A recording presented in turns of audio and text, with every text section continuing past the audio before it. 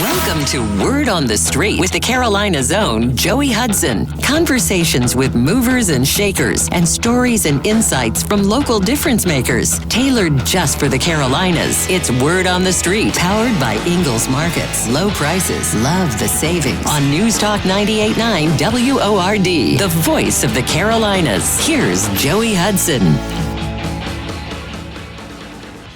For all of you pet lovers, we'll be joined by Dr. Diana Phillips in just a moment to talk about pet emergencies, general care of your pet, and when the sad time comes that you have to say goodbye, a better way of spending those last moments with your fur baby.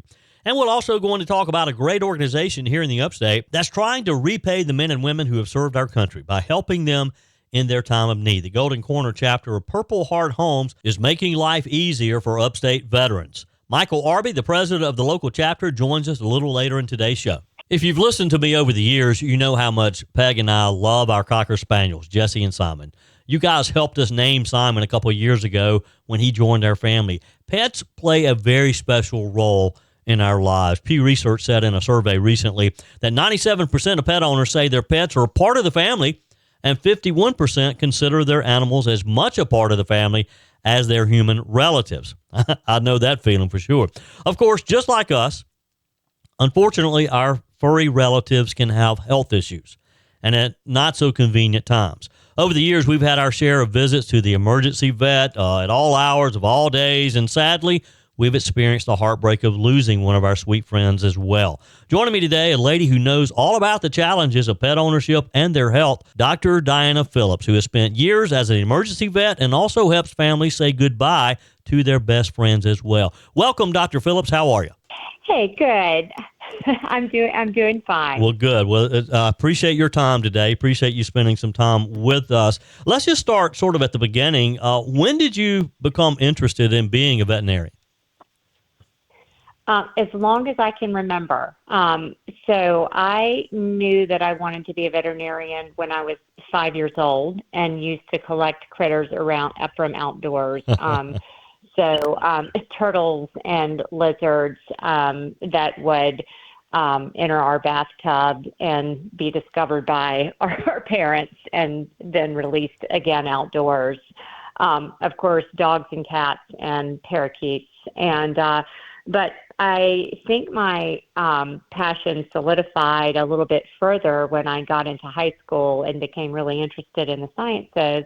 And I had a phenomenal biology teacher, Melba Blanton, who has passed. And I think she touched the hearts of many students that went through Seneca High School years ago. And she still is in my heart, and I think very highly of her.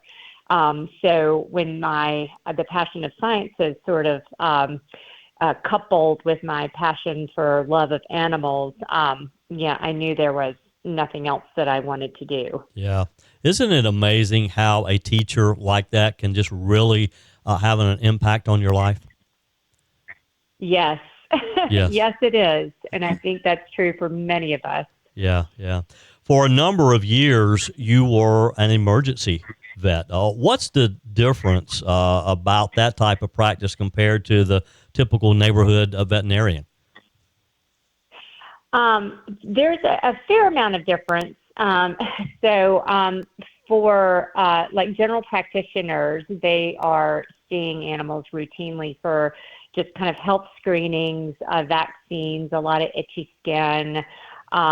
They do get complicated cases that can take some time to work up, and then sometimes they end up needing to refer to specialists for certain problems. But then they are continuing to check in on these patients and help manage their health and, changes of their life stages and alter their medications, as the years go on. Emergency medicine is different because you're usually meeting these pets for the first time in distress for one reason or another. Sometimes it can be something as simple as a broken toenail to an animal that has polytrauma and has been hit by a car, and everything in between. And so basically you're kind of having to triage and diagnose and treat these patients on an emergency basis. You stabilize them. And then the goal is to either, have those patients return to their family veterinarian or general practitioner for continued care, or if they need specialty involvement for a complicated fracture, or something of that nature, then you can refer to a specialist to help manage that patient. Sure. So that's kind of the difference between general practicing and emergency medicine. I would bet that the emergency medicine is probably a lot more fast-paced. You probably see a lot of unusual things, don't you? Yes. Yep. Yes, it is. It is pretty fast-paced, and that is also something that I love and am still passionate about. I don't practice routinely. I keep my pinky finger in it, and occasionally will pick up shifts. But it used to be for a couple of decades, that's all I practiced, and it's organized chaos is what it is. Yeah. And you see a lot of very sick patients, and it can be extremely rewarding when you see an animal come in that is, near the brink of death, and then you see them walking out of the building wagging their tail, and there is nothing more fulfilling than that. Wow. With me today, Dr. Diana Phillips, and we're talking about our pets. Look, I know that feeling because I've spent a fair amount of time in emergency vet clinics over the years. About a year and a half or so, I guess it was. Our Jesse, whom you have met, he got real ill. We didn't know what was going on with him. Took him to our family vet, Dr. Steve Cahoon in Taylor's, and then we ended up over at the emergency clinic in Greenville, and we were told that Jesse needed his gallbladder removed. I didn't even know that was a thing with pets, and after gallbladder surgery, he was fine. Oh, good. It's good that turned out well for you. Yeah, yes, so. Some do well after that surgery. And I'm going to reference the Pew Research that I referenced earlier. A lot of families, more and more people, of course, are getting pets. 62% of U.S. families now have at least one pet. About half have one or more pets. This, of course, in some areas has led to a shortage of docs. Clemson University they're in the process of opening what will be South Carolina's only veterinarian school. Do you feel that vets are overworked? Is it stressful? Yeah, it can be stressful. And I do think that a lot of veterinarians feel a lot of stress and sometimes overworked. You have the hours of your clinic or your shifts at the emergency hospital, or if you're a specialist. They're even after you're not on the floor and seeing patients, you have a lot of records to maintain, clients to call, help kind of talk through situations about what the next step is. A lot of people, want to speak directly to their veterinarian, Sure. and they are kind of in the middle of 15 different things coming at them. And so sometimes you can't stop for lunch, and sometimes it's difficult to even get to the restroom. And Sure. so it can be pretty stressful. When we continue our conversation with Dr. Diana Phillips, we're going to talk about that sad time, and it comes, unfortunately, too soon that you have to say goodbye to your little fur baby. There's a better way of doing that. That's coming up in just a moment. Also, later in today's show, we're going to check in with Michael Arby. He's president of the local chapter of the Golden Corner Purple Heart Homes. They're making life a little easier for upstate veterans. We're going to talk about this great organization and how they're showing the men and women who have served in our armed services just how much we appreciate them and trying to make their life a little bit easier in their time of need. But first, let me take a minute to talk with you about my favorite market, and that's Ingles, of course. Ingles has the best food, best household items at the very best prices, and they give back and support our community year-round as well. When it comes to choices, Ingles Grocery Department, they really stand out. They believe that your shopping experience should offer easy-to-navigate wider aisles, a great selection of the things that you use every day, things that the products that you need and the want. And Ingles has thousands of organics at prices that will surprise you as well. Take a tour of the world in their international section, and their specialty and gourmet items will make foodies out of everyone. And if you're in a hurry, you don't have time to go in and shop, just use the Curbside app. They have actual dedicated Ingles employees selecting your order. They're trying to select your items as if they were shopping for themselves, and your order is delivered right to your vehicle curbside. Ingles, low prices, love the savings. Your comments are welcome on the Common Sense Retirement Planning text line. Text or call. One number does it all. 800-905-0989. Emails always welcome. Joey@joeyhudson.com. This is Word on the Street with Joey Hudson on News Talk 98.9 WORD, the voice of the Carolinas.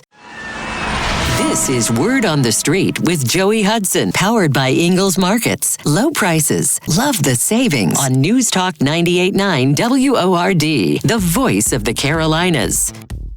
Joey Hudson here for the Walhalla Performing Arts Center. An entertainment staple here in the upstate for the past 20 years, always brings the highest quality entertainment to you. And boy, did they have another great slate coming up. This is a busy summer at the Walhalla Performing Arts Center. On Saturday, June 14th, see Chi-Town Transit Authority, the premier Chicago tribute band. They return to Walhalla Performing Arts Center Father's Day weekend to put on another fantastic high-energy performance of those classic Chicago tunes. Then on Friday, June 20th, experience iconic country legend Sammy Kershaw. Kershaw's chain of hit music records continues to sell out shows, so get your tickets early. Then on Thursday, July 10th, see the Country Music Theme Tour with Josh Turner, a native of South Carolina. And on Saturday, July 19th, see Zoso, the ultimate Led Zeppelin experience. See, I told you, it's going to be a busy summer at the Walhalla Performing Arts Center. For ticketing information and to see the full upcoming lineup, simply visit walhallapac.com. That's walhallapac.com. Get your tickets today.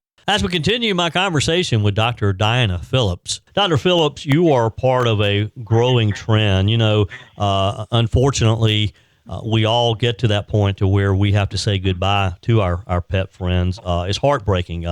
But some vets are starting to come to your home so that your pet can be in a familiar place in their final moments with the family.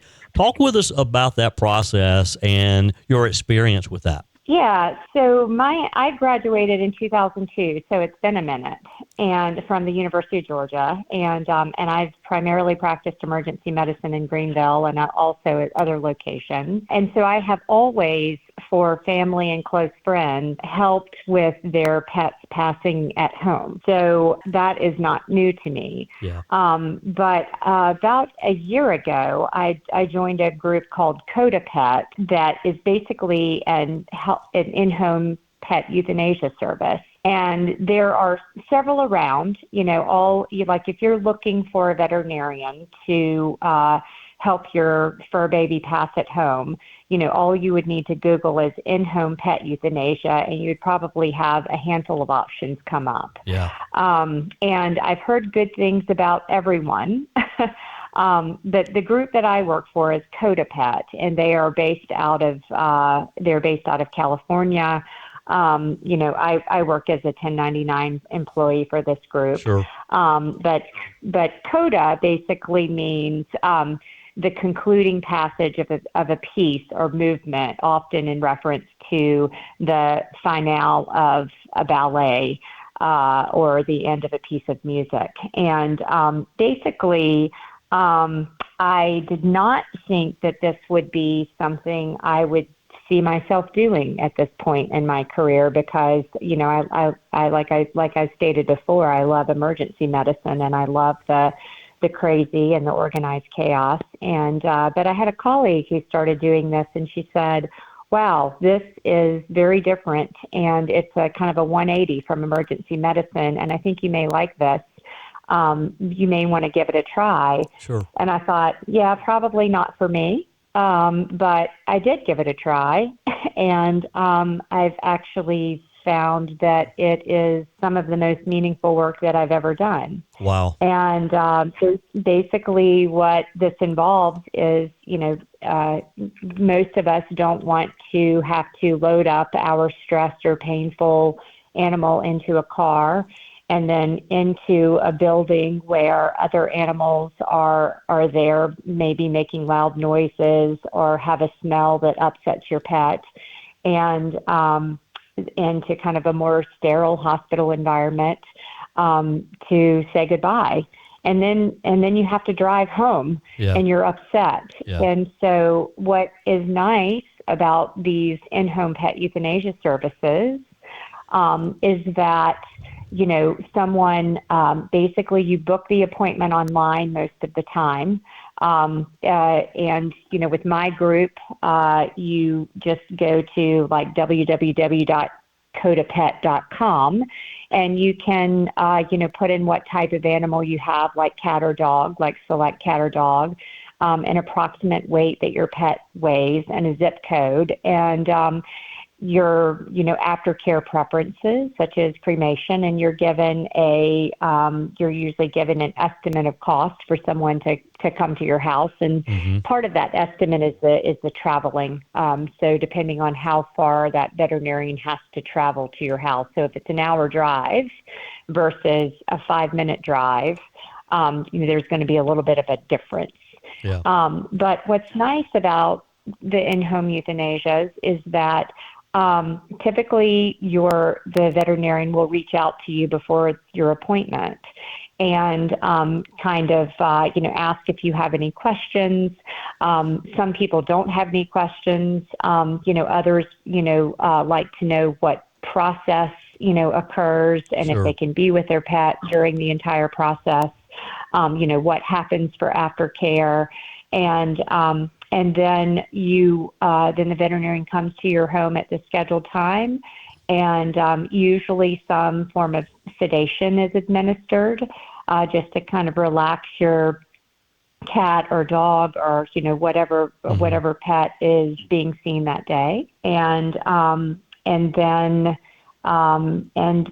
basically you're allowed to have your pet pass in the comfort and relaxation of their own home, where they're the least stressed in the familiar environments with their family members, friends, and then the pet parents don't have to get into a car and drive home, which has always worried me that somebody's going to have a wreck on the way home because they're just so upset about what's just happened. Yeah. Yeah, well, and as I said, and anyone who's ever experienced it is just a very hard thing to do, and this just seems so much easier for me to be at home for everybody, for the pet, for the entire family. So with me today, Dr. Diana Phillips. And for additional information, you can go to codapet.com. That's CODA pet.com, codapet.com.